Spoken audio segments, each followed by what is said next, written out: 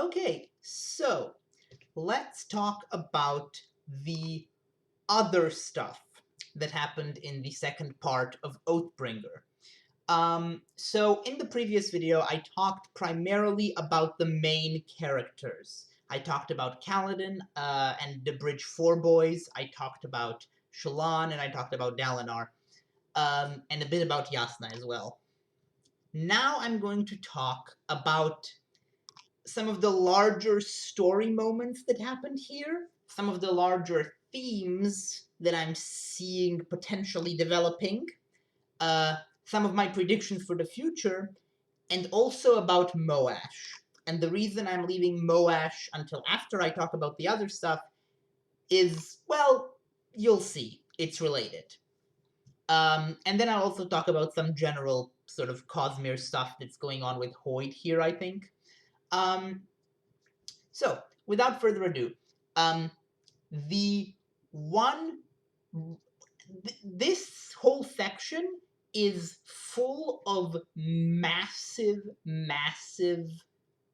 info dumps, like massive reveals, and I'm not necessarily a huge fan of them. What I mean by that is I'm not a fan of how they're delivered. Specifically, I don't love that so much of what is revealed here is just stuff that the Stormfather just says to Dalinar, stuff that he's known all along and just arbitrarily now decided to finally share. It strikes me as a bit lazy as far as writing goes. I feel like historically, Sanderson has been better about revealing information in more organic ways. So I'll just say that I don't love the way the information is presented here. Or rather, I don't mind the Stormfather telling Dalinar, I just wish there was a stronger reason for why he didn't just say all this earlier. Anyway, that aside, the actual information revealed here is quite interesting. We now have a much more complete picture of the history of this world and what the desolations actually are. To put it simply, there's a bunch of listener souls in the afterlife, basically, what they call I don't remember what they call it, but the place that's like hell, basically. And those listener souls are angry and they want to come back and destroy mankind. And they come back by essentially possessing other currently living listeners. And the Almighty created the heralds to keep them in that place, keep them from coming into the mortal world. And the heralds were tortured as a result, and yada yada yada. You know the story. If you're watching this, you've read the book, I hope. Otherwise, this doesn't mean much. None of these videos are gonna mean much to you. So I feel like this is not the whole story. And there's two reasons I feel like this is not the whole story. The first reason is that the logic of a lot of this feels distinctly like a soft magic system, or even like religious stories, more so than it feels like Sanderson's typical hard magic, sort of science-based explanations for world building and magical events. In particular, the whole idea that the heralds have to be tortured for millennia in order to keep the desolations in check, and if one of them ever gives in to the torture, then the desolation begins. That feels like something you'd hear in, like, medieval Christian doctrine, more so than something you'd see in a Sanderson magic system. And I feel like that's a pretty big hint that there's more to that whole story than meets the eye. I feel like there's more to what exactly the Almighty did and how he was. Why am I calling him the Almighty? I know his name. Honor did and what he was using the heralds for. So at least I hope there's more, because if this is all it is, it just feels weird in a Sanderson book somehow. Because I could be missing something. Maybe I need to reread that chapter where the Stormfather says all that, and try to piece together exactly what he meant. But it sure sounds like he didn't actually explain, at least to my satisfaction, why the heralds were necessary. Why couldn't the Almighty simply seal the desolations away forever without people there to be tortured? Uh, my guess right now is that this was uh, some kind of oath that the Almighty swore, presumably in some kind of deal with Odium.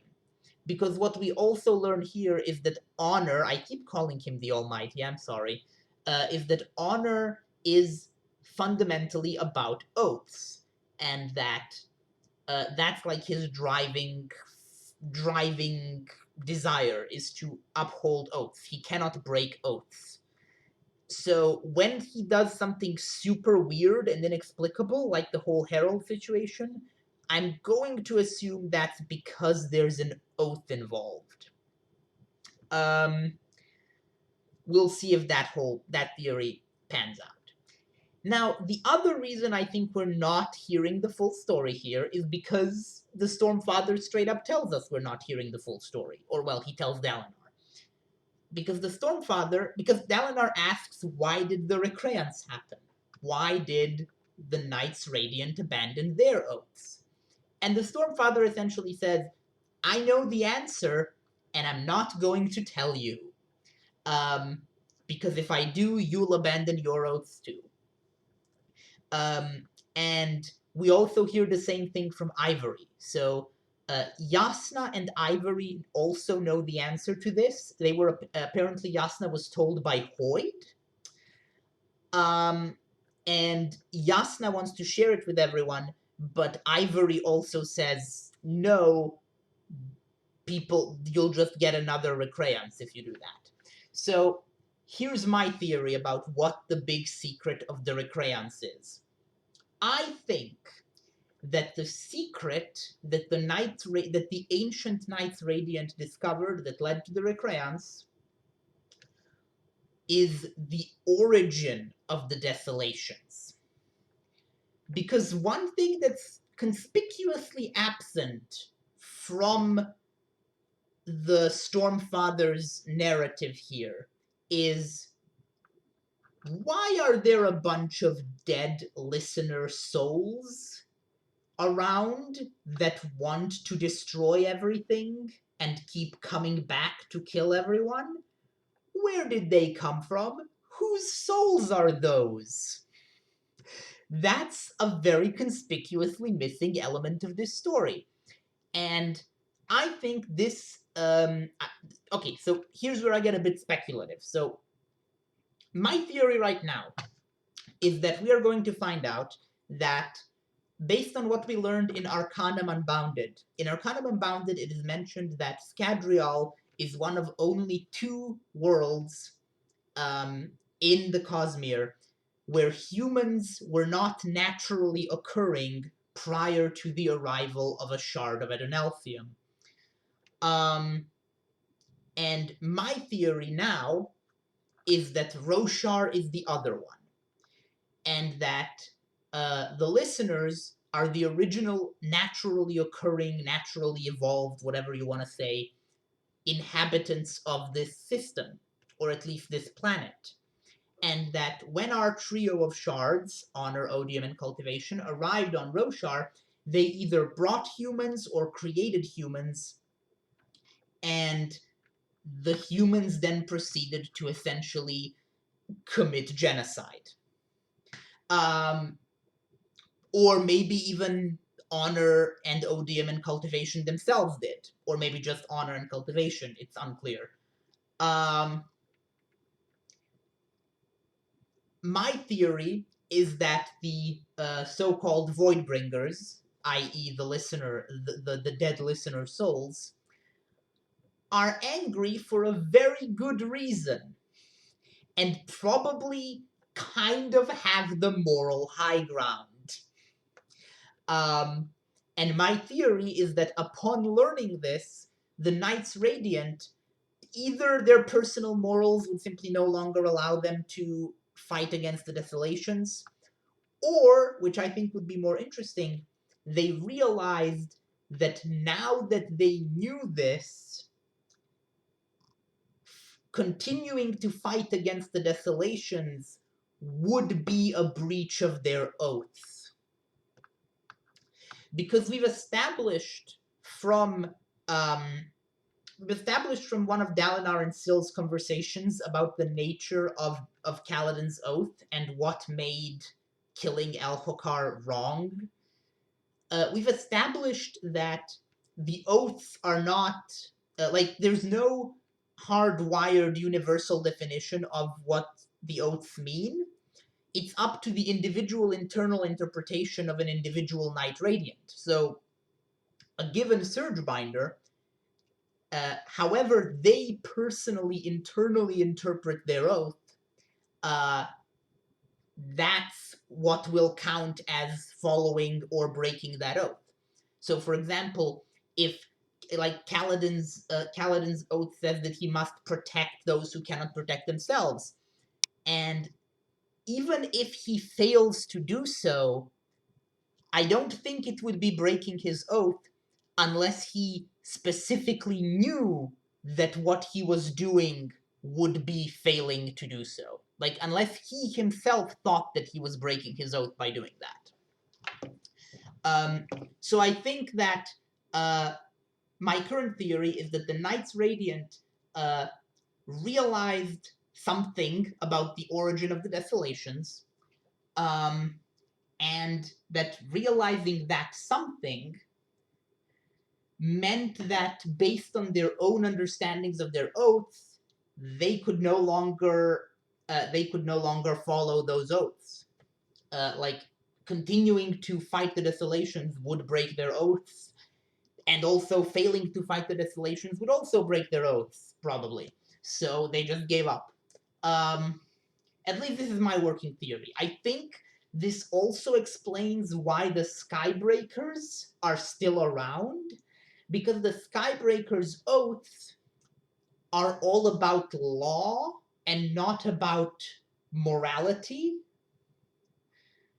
And what this says to me is that the Skybreakers, really nothing they learned could have changed their attitude towards their oaths unless they learned that what they were doing was against some kind of law that they believed in. And so as a result, they could find it easier to keep fighting the Desolations. Again, this is my current working theory. I don't know if it's true. And I also think that this explains why Yasna can know this and still not abandon her oaths. Because I think Yasna is the kind of person who is very, very good at... I don't think Yasna is someone who can easily fall into a moral conundrum like that. I think Yasna is very good at deciding for herself what she believes is right and then believing in that very firmly. We see that here when Kaladin and Yasna get into a little back and forth about whether this means that they essentially need to wipe out the Parshendi, or listeners. And Kaladin is like, no, that would be a horrible thing to do. And Yasna just, it's very clear that Yasna has already gone through all of these scenarios, and she has decided what she believes is the greater good, and she is now single-mindedly following that. So this was a long tangent about a theory that's probably wrong, because I'm basing it on very little, but this is my current working theory. Okay, let's get back into things that are a bit more concrete here. So, the heralds. We learn finally about the heralds. We understand what happened in the very first chapter of Way of Kings. And we understand what it meant for the heralds not to not return to their torment, and instead leave their swords and stay on Roshar. So about the heralds and about that chapter. After I finished reading this section of the book, after I finished reading part 2, I went back through Way of Kings and through Words of Radiance, and I read a few select chapters which I felt had important information that I'd probably forgotten. I reread the prologue of Way of Kings with the heralds. I reread the prologue of Words of Radiance with Yasna. I reread Axes the Collector's chapter, which I have some thoughts about as well, which I'll talk about in a moment. And I reread a few other chapters, but none of them really struck me as important as these. These are definitely the ones where I was like, oh, there's definitely some stuff here I forgot about. Especially the Yasna chapter. I have something about that chapter I want to talk about in a moment now. But yeah, so I've reread the original prologue of Way of Kings after reading about the revelation of what the heralds are and what their deal was. And that whole prologue now makes a ton more sense. At the time, it was just kind of nonsense, which feels like something that Sanderson kind of took from Robert Jordan, because the prologue of the first Wheel of Time book is also utter nonsense the first time you read it, but makes total sense, like, if you come back many books later. Anyway, yeah, so those are my thoughts on the Herald reveals. I do have some thoughts about Nail, though. So Nail did not abandon the fight against the Desolations. And it seems that Ishar didn't either, rather, because Nail talks about essentially doing as Ishar bids, which tells me that we've got at least 2 heralds who, even though they were unwilling to return and be tortured for eternity, which I don't really blame them, personally. Like, I feel like it's a very reasonable decision. Leaving Talonel to suffer, not so much. But the whole, like, not wanting to suffer for eternity is perfectly understandable, and I don't think that they had any moral obligation to do so. Anyway, that aside, I feel like Nail and possibly Ishar might be driven by guilt because of that. Like, that's the only, that's a possible explanation for why Nail is so dedicated to stopping a new desolation, to like preventing a new desolation at all costs. He wants to. He's trying to still do his job. He's thought up a new way, essentially, to stop the desolations. He's wrong about what that way is, or at least Ishar has actually thought up the way. It's complicated because we haven't met Ishar yet. We just know of him through Nail. Anyway, yeah. So Nail and Ishar are clearly like trying to sort of alleviate their guilt by telling themselves, "Oh, it's okay. We don't need to be tortured. There's this other thing we can do where we kill other innocent people, and that will stop the desolations." And Nail is doing it because if he stops believing that, as he does in Edge Dancer, like the moment he stops believing that, he realizes that no, the only way to stop the desolations was the thing that he didn't want to do and chose not to do. Yeah, anyway, I'm just saying this sort of casts a new light on Nail's motivations as a character, I think. There might be more to his motivations, but that's the main thing. Anyway, so about the Voidbringers. One thing that struck me as interesting as well is that there isn't really an explanation of why the Voidbringers' souls keep coming back, and specifically why those same souls. Because surely by now, billions and billions of listeners have died over the centuries and millennia, and yet it's pretty heavily implied that the Voidbringers are all those same original listener souls from the very first desolation. So why aren't any new listeners that die becoming Voidbringers? Why isn't Eshonai coming back to possess someone's body?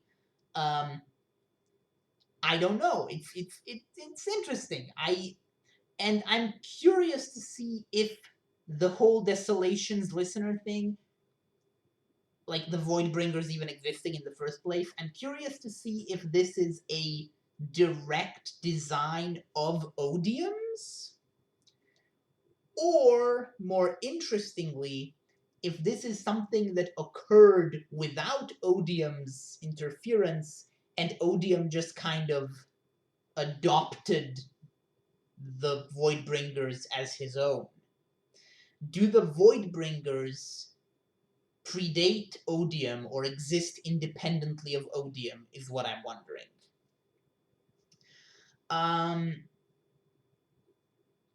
Because it should be noted, the listeners do not worship Odium as a god, they worship the Voidbringers as their gods. Yeah. As I was saying,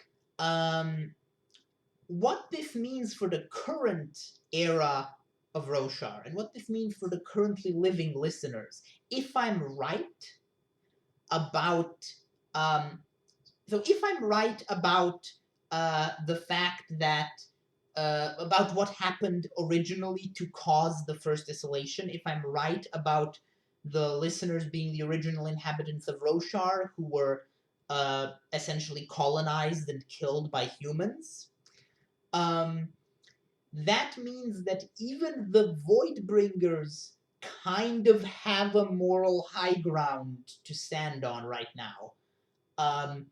It's by the way, it's completely without question to me that the regular listeners, the Parshmen and the Parshendi, have an absolute moral high ground over the humans in this story. Like, there's no doubt about that in my mind. Certainly over the light-eyed humans, like over the ruling class of humanity. I don't think it's really fair to blame someone like Kaladin for the oppression of the listener people, but I also don't think it's reasonable to expect the recently enslaved, just liberated race to really make that kind of distinction. So yeah, I think that the listeners have a pretty strong moral high ground, and if I'm right about the origin of Desolations, even the Voidbringers, who seem to be the most evil influence among the listeners, have at least a little bit of a moral high ground. And that brings us to Moash. So Moash, in this part of the book, becomes recruited by the Fused. One of the Fused, one of the Voidbringers essentially, at the end here, recruits him to work for their side, as far as I can tell. And I don't know if we're supposed to feel like that's a horrible thing that just happened. But the thing is, as I was reading that, and as I was reading Moash's mental process as he witnessed how the listeners were treating their human slaves, and and he was thinking about how the Parshmen themselves had been treated, and he was comparing it to how Sadeas treated the Bridgemen and all that. The thing is, his mental process made sense and was kind of just right. Like, Moash, at this point, based on the information I have right now, I think I would make the choice Moash makes here at the end. Like, if I don't know if I would, but if I were I don't know if I would choose either side. But if I were forced to choose between fighting for or against the listener forces right now, and I personally had no strong loyalty to the human side, which Moash does not and shouldn't have based on how he's been treated by Alethi society, I think I would choose the listeners. I would side with them because I feel like that's the side that's the only choice that would let me sleep at night. Honestly, like they just are right. They're morally right. At least, I mean, they're not completely morally right. They do horrible things, but they have a moral high ground over the humans, at least so far. Uh, and obviously, oh, they treat their slaves well is not a very high bar to clear, and sounds like something that would be propaganda. But from what we see, they do genuinely treat their human slaves better than the humans treat not their parchment slaves, but even their human slaves. Like, the humans, as we saw in the case of Sadeas, treat their actual human slaves worse than the listeners do. Worse than the literal Voidbringers do. So yeah, I understand Moash's point of view here. And that makes him a really compelling character, because it's clear at this point that he's going to be some kind of anti hero, anti villain. I don't know, some kind of dark side counterpart, odium aligned counterpart to Dalinar and Kaladin. I actually have a theory that he might end up being Odium's champion, just because he's like the major character we have so far who is the most he's the most major and developed character who is on Odium's side, other than Venli. But we'll get to Venli in a second, because Venli kind of isn't on Odium's side anymore, I think. Um, Actually, I'm done talking about Moash, so I'll talk about Venli immediately. So, Venli was meant to become a host for one of the Voidbringers. She was meant to become one of the Fused. But at the last second, before her own consciousness was killed and replaced by one of the Voidbringers, she was protected by something, by a voice that spoke. And then there was a little spren that she saw afterwards, which was the same spren that she saw coming out of, or at least coming out from under, Eshonai's corpse. And I think it's pretty clear that whatever that little spren is, I think Venli may have bonded it. I think Venli might be a surge binder now.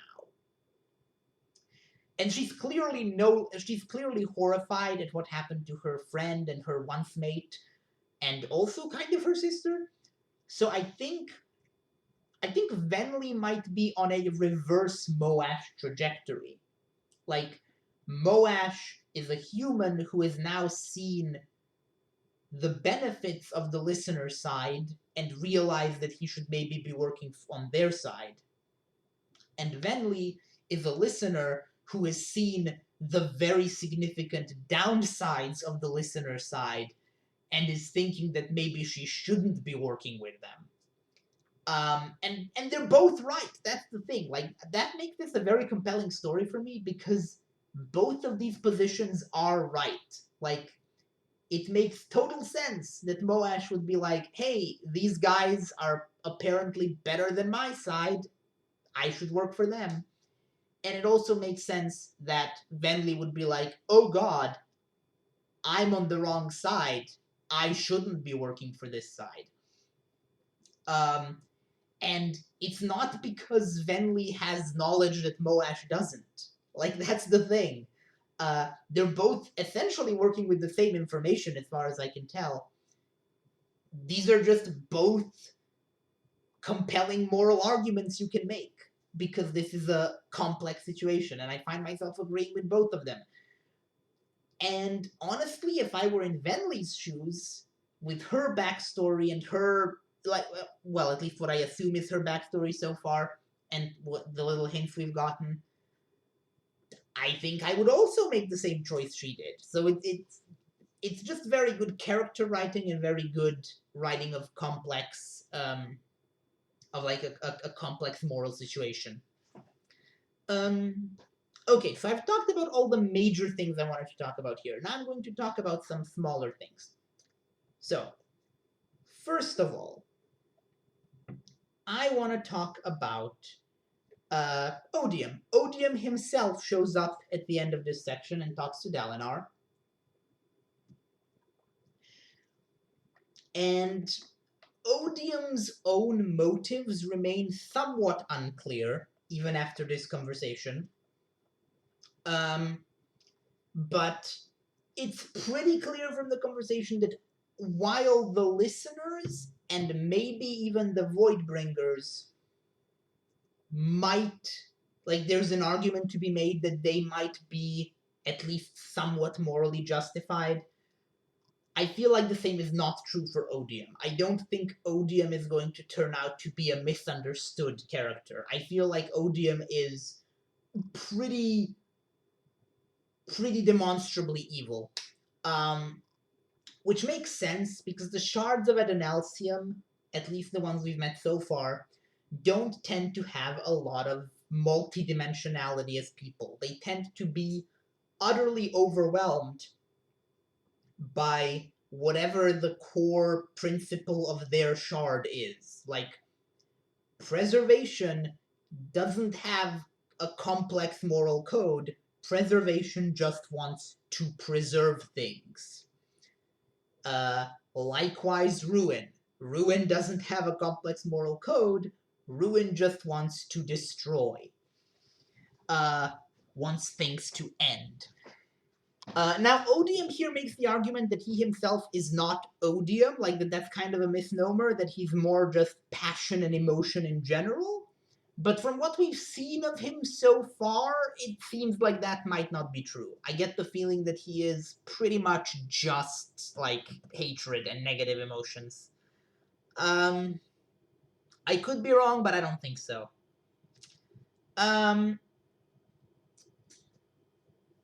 There's also Teravangian. We get a Teravangian chapter here, where he's in one of his super smart days.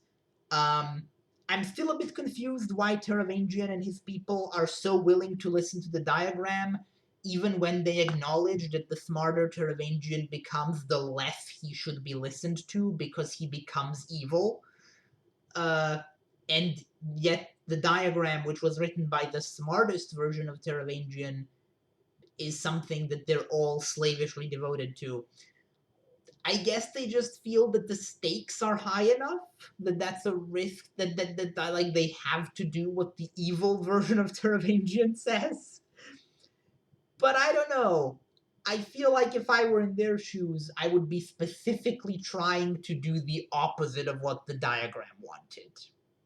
Like, even if I didn't understand it, I would just be like, oh, whatever that version of Teravangian wanted to accomplish, we need that to not happen, because he's evil.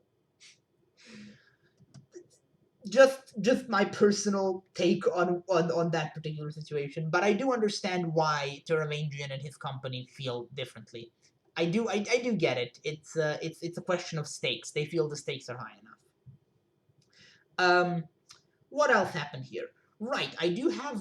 So I want to talk about two things that I realized while rereading those chapters from the previous books. First of all, Axes the Collector's shadow points the wrong way, which has thus far only been established to happen when in situations strongly tied to Shadithmar. It happens essentially to soulcasters. The more they soulcast, the more shadows start to point the wrong way. And it happened to Yasna in her prologue in the previous book when she first met what I assume was Ivory, and when she essentially fell into Shadismar. So, and I don't know if it happened to Shallan in book one, but I'm going to assume it did. So, so shadows pointing the wrong way is strongly connected to Shadithmar, and yet Axes the Collector's shadow always permanently points the wrong way. I don't know what to make of this, I'm just noticing a connection. The other thing I want to talk about is much more interesting. So, in the prologue for Words of Radiance, Yasna witnesses an exchange between Nail and a nameless other character. I mean, Nail is also nameless at this point, but it's clearly Nail. So, here's the exchange. This other character says to Nail, "She's getting worse. We weren't supposed to get worse. Am I getting worse? I think I feel worse." Nail says, "Shut up." And the other character says, "I don't like this. What we've done was wrong. That creature carries my lord's own blade. We shouldn't have let him keep it."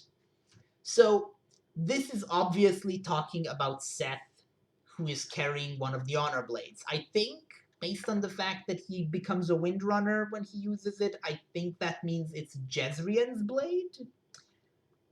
So, and I think that this person who is talking to Nail is another herald. Because Jezrien was like king of the heralds, lord of the heralds, or something like that. I think it was mentioned at one point. So I assume all of the heralds would refer to him as lord, maybe.